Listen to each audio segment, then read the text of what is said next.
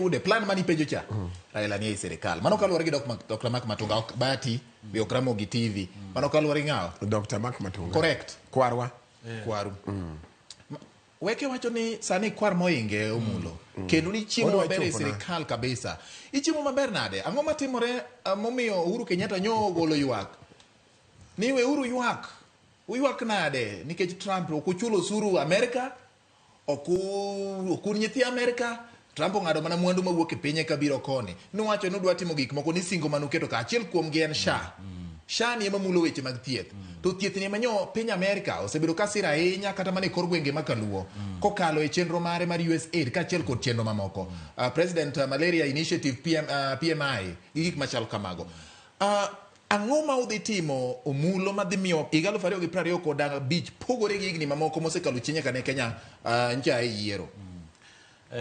George Bati wacho maber ing'eni Brian weke gini experts gini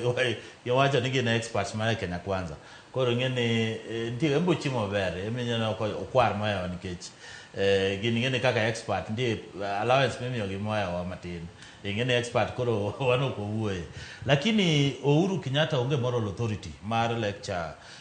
William Ruto gimo onego beni ka Kenya timo nikech nonyiso jotend Afrika kata ko nyiso Afrika en ker ndalo mokalo to en manonego beno bedo oketo weche maber mamiyo ok wanyal bedo ni wageno piny Amerka kony mowuok piny Amerka koro mae gima nyiso ni onyiso Afrika ni nyaka ji bed independent ji nyaka bed kigin ji nyaka los economy margi manyiso ni nyaka gibed gi pesa maginyalo konyo gi weche mag health mane miyo wan kaka Kenya kwanza ne wan bedo gi gima iluongo ni universal health care gimiyo ne wakelo SHA to SHA ne wagole NHIF inyalo paro NHIF en gima nochak higa 1961 nochake chon lo osekawo time koro sani en no pod poko kokao kata mana 2 years to sani poko kao time koro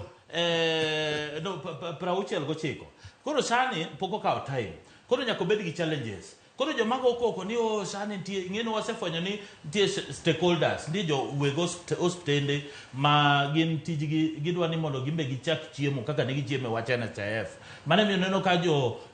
piny kodhi hospital to giriembo kech gimbe gidwa ni gibede system gichak chiemo wach sani to mane mi MPs no dhi e bura mowacho ni kan tie challenges mantie sani nikech sani idwa no ti to giwacho ni gidwa investigate mondo kan tie gima bedo improved weche mag law kan tie gik ma jo ministry of team maber gidwa ni mondo tim mondo sani uti koro Amoth ma en director mar medical services no wacho ni as much as ni Trump wuoyo ni ok bikelo kony kaka Amerika Kenya wambo waikore treasury bro make sure ni jomancha yudo yedhe bro yudo yedhe jomo bro yudo thieth kaka dwaro nikech Kenya economy ncho oseloso wach mag macroeconomy manyiso ni wancho loso economy maduong' cha koro economy masani koro wa focus en mar ofuko mar jopiny ma iluongo ni micro koro wang'iyo ni mfuko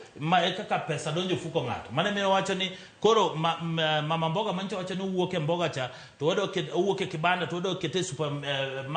mini market cha mane koro sani gimo focus koro weki gino miyo wamna thuolo gilenga mos nikech gin expertise magidwa ni gida advice wano onego be giniswa to kaduge wach mar